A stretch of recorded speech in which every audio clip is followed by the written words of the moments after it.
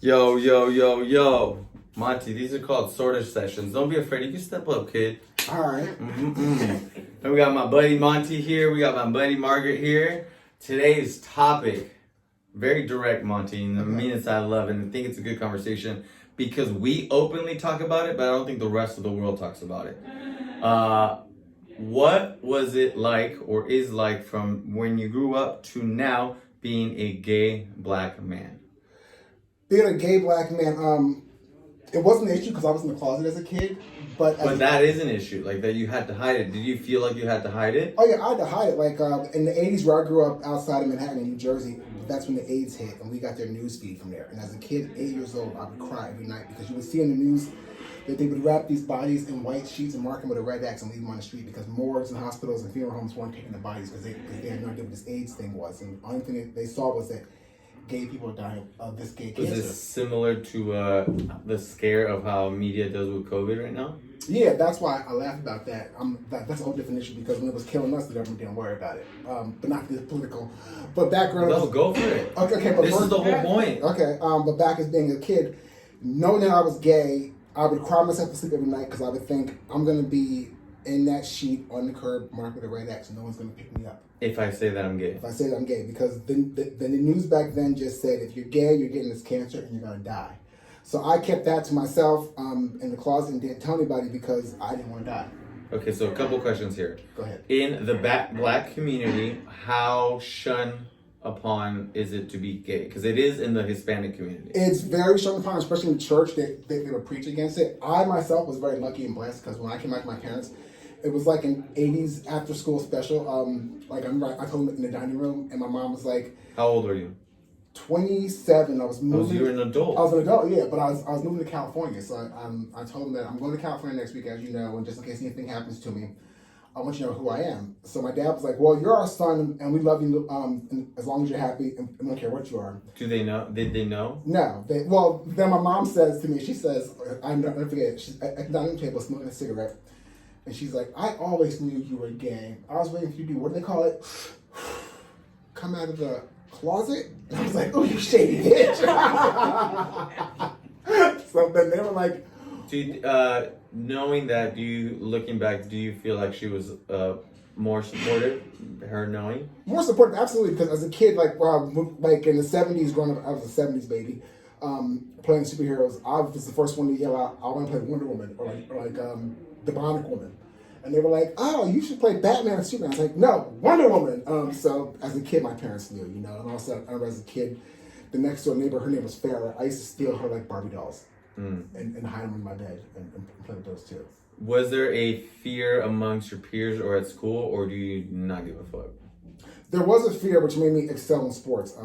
I was all-state football, varsity leader 4 years in a row, just excelled in sports all year round so that I wouldn't have that stigma of being gay or like being less than.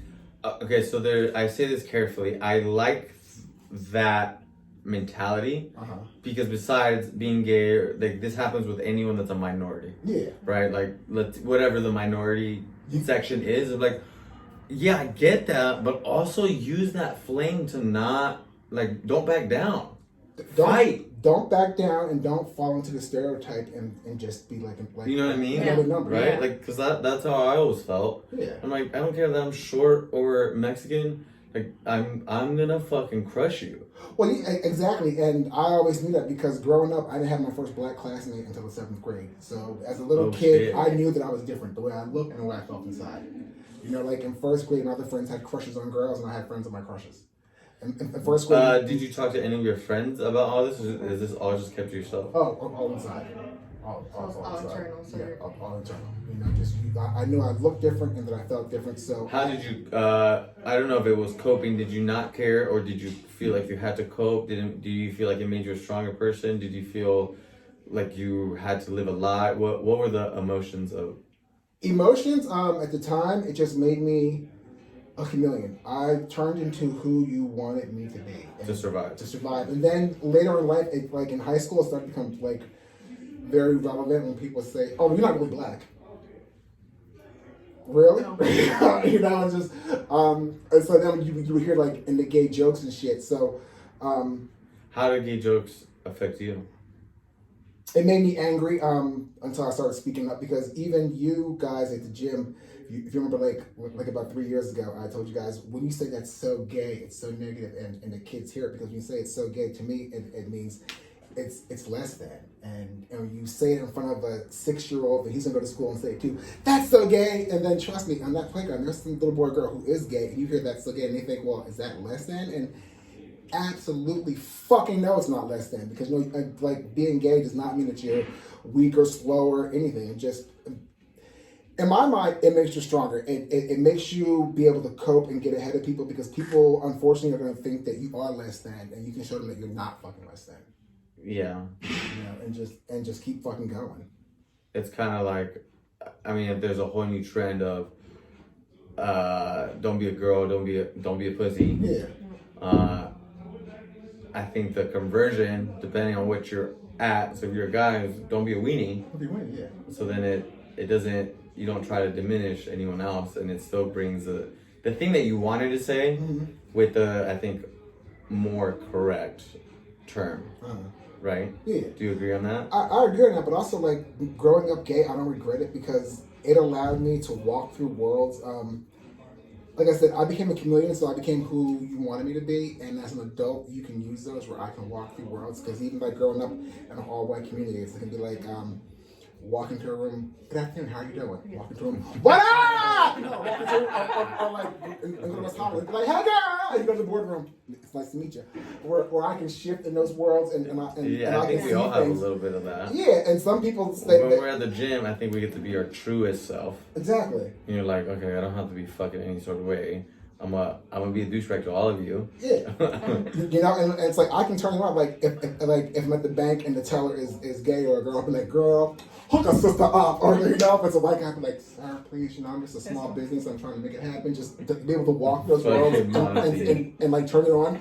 I'm making it work for me, because you said that I'm less than, so now I'm more than, because I can walk through 4 worlds, and boo, you only stuck in one, bitch. Yeah, I like that, because everyone, well, not everyone, I see a lot of people complain of like, I'm like, no, just use what you got to get through. You know, whatever you got. If I gotta check the Mexican box, I'm checking the Mexican box. Exactly. I mean, like, who is, I think it's Lynn Collins, it's a Whole House song, they call it, the Black Preacher Lady. There's a quote, you gotta use what you got to get what you want. And, you know, I'm gonna use what I got to get what I want. Yeah.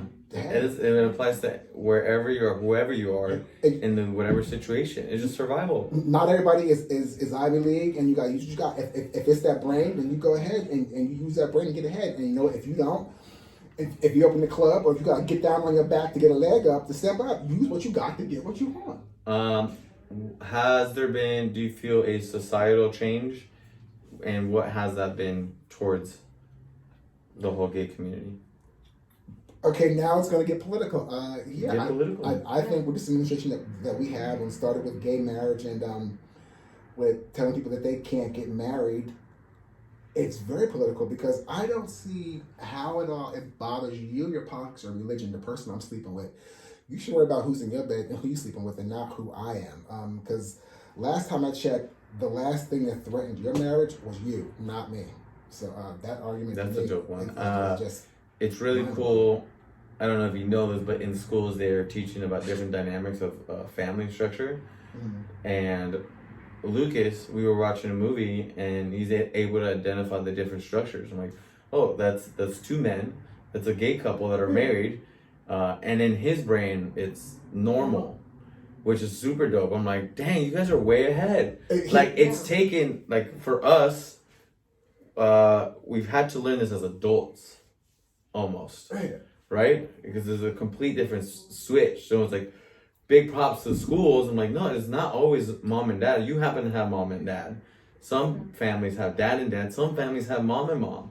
And there's even more combinations of that. I can even top that. My best friend, him and his husband, they have a kid. It's their nephew, but they adopted him now. And they were watching a Netflix documentary last week, and their son Ben is 12 or 13. And Ben's like, wait a minute, hold on, I have to ask you a question. And my best friend Brent's like, what? Did he identify as a cis male? And Brent just paused and called me and said, girl, they didn't believe the motherfucker asked me. And I was just like, a 13-year-old asked you, how does he identify as a cis male? Because in school they're taught not to use pronouns. And I was like, wow, Eagle Rock school system, okay. So it's changing, and hopefully it really won't matter. Uh, I see a positive side in our society with Facebook and cell phones, being that in 20 years, when people are running for public office, no one's going to have any secrets, and everyone's going to have a skeleton in their closet. And we're going to have people who are going to do the job because they can do the job.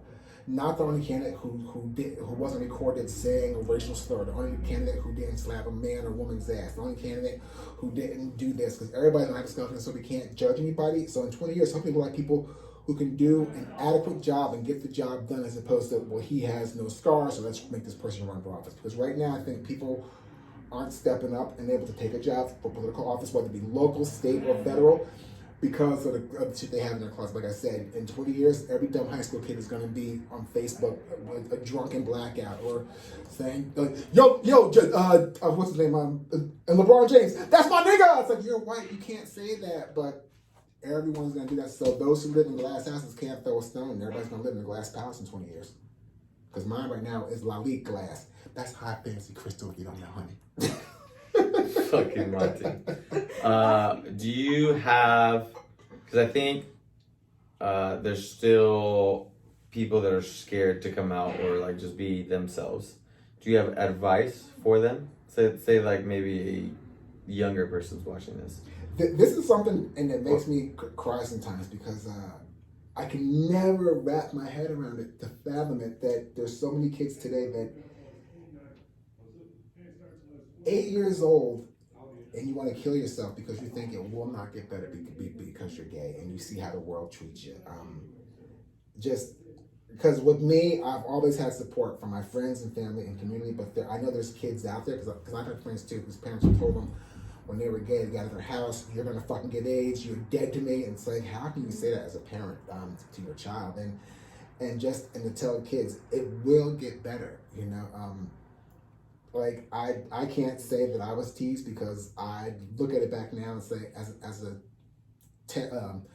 a survival mode or as a coping mechanism, I hid in the closet.